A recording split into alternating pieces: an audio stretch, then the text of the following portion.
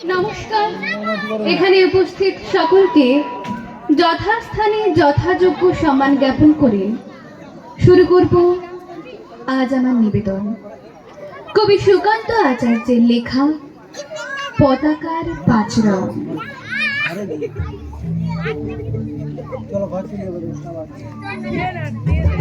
বলো তো দেখি, পতাকায় মোদের কয়টি রং আছে?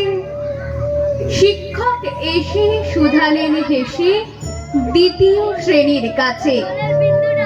একসাথে মিলে সব ছেলে বলে চিৎকার করে জোরে, তিনটি বর্ণ রয়েছে রাঙানো জাতীয় পতাকা জুড়ে।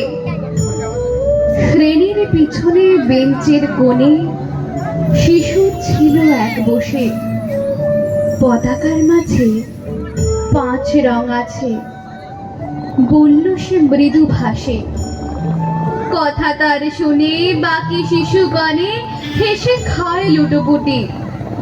শিক্ষক রেগে বলেন হেকে, বোঝাও কি করে পাঁচটি? মাথা নিচু করে ভয়ার্ত স্বরে সরল শিশুটি বলে, ওপরে গেরুয়া, মাঝখানে সাদা, সবুজ আছে তার তলে, আর আছে আঁকা গোলাকার চাকা, নীল রং আছে এতে। শিক্ষক বলে, এটিকে ধরলে তবুও হচ্ছে চারটে। অবোধ শিশুটি বলল তখন, রং আছে আর এক, লাল লাল ছোপ দাগ দেখা যায় ওই পতাকার মাঝে। বাবাকে যখন আনলে ওরা, কফিনের ঢাকা খুলে জড়ানো রয়েছে দেহখানা তার পতাকা আর ফুলে। রক্তের দাগে ছিল লাল ছোপ ওই পতাকার মাঝে। এই নিয়ে মোট হলো পাঁচটি। এবার তো ঠিক আছে।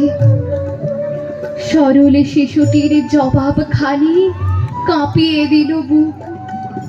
অশ্রু এলো নয়ন ভরে, শুকনো হলো মুখ। আজও যারা দেশের জন্য করছে বলিদান, স্বাধীনতার শহীদ সম তাদের অমর প্রাণ। হয়েছে স্বাধীন, পেরিয়ে গেছে ৭০টি বছর। দেশ বাঁচাতে যাচ্ছে যে প্রাণ, রাখছে কি তার খবর?